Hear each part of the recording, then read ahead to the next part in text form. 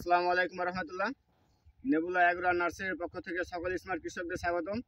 Smart কৃষক ভাইরা, আমরা আজকে চলে এসেছি আমাদের একটি মরিচের প্রজেক্টে। আমরা ইতিপূর্বে অনেকগুলো আপনাদের সাকসেসফুল মরিচের ভিডিও দেখাচ্ছি, কিন্তু আমরা আজকে দেখাবো ব্যর্থতা। যে মরিচের ভিডিওটা দেখাবো এটা আমাদের মানে লাভের থেকে ক্ষতি হচ্ছে। এবং সিস্টেমটা যেটা হচ্ছে, এখানে জমিতে আমরা সার ব্যবহার করছিলাম। সার ব্যবহার করার পরে আমরা মালচিং দিয়েছিলাম।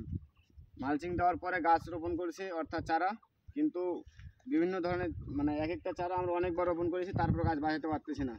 এর মূল কারণ হচ্ছে আমরা যে সারগুলো দিয়েছিলাম, এই সারগুলো আমাদের মাটির সাথে অ্যাডজাস্ট হয়নি এবং মানে মাত্রাতিরিক্ত সার হয়ে গেছে এবং কি জমিতে গ্যাস করছে। আসুন আমরা একটু আমাদের কৃষক ভাইয়ের কাছ থেকে খবরটা নিই এবং ওনার ক্ষোভটা একটু দেখি কী অবস্থা। হ্যাঁ ভাই, আসসালামু আলাইকুম। ওয়ালাইকুম আসসালাম। আপনি যে জমিতে মরিচ লাগিয়েছিলেন, তো চারাগুলো তো ভালো ছিল? চারাগুলো ভালো ছিল, সবকিছু ঠিক ছিল। মানে এই জমিতে লাগাইছিলাম আলু। জি। আলু লাগানোর সময় দিয়েছিলাম বিঘায় 30 বস্তা করে লিটার সার ছিলই। আর ওর উপরে আমি সরকারি সার ব্যবহার করছি। জি। করে আপনার ব্যাট করে মালচিং করে মরিচের চারা লাগাইছিলাম। মালচিং করে কি আপনি সাথে সাথে লাগাইছিলেন না দেরি করছিলেন? 5-7 দিন বা 10 দিন দেরি। সেক্ষেত্রে তো আপনার গ্যাস করার সম্ভাবনা ছিল না। করার পরে চারা লাগানোর পরে চারাগুলো মনে হয় মাসখানেক বয়স হলো।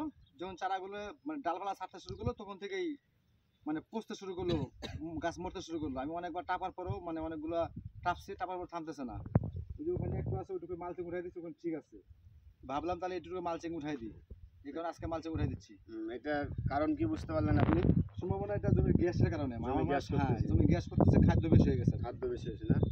আপনি যে জমিতে লিটার দিয়েছিলেন, আপনার কি মনে হয় কি এটা লিটারের প্রভাব পড়তেছে না এমনি সারের প্রভাব পড়তেছে? না, এটা লিটারের সম্ভাবনা, লিটারের। কারণ এই যে দুই পাশে আইল আছে, আইলের পাশে লিটার কম ছিল, ওগুলা গাছটা ঠিক আছে।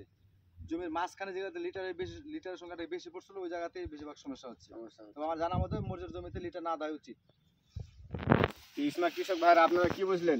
আপনারা যখন মরিচ রোপণ করবেন, অবশ্যই আপনারা মানে আপনাদের যে মরিচের জমিতে যেটা মালচিং পদ্ধতিতে মরিচ করবেন, এই মরিচের জমিতে আপনারা কোনো সাথে লিটার ব্যবহার করবেন না, অর্থাৎ ব্রয়লারের বীজটা যেটা আমরা বলে থাকি।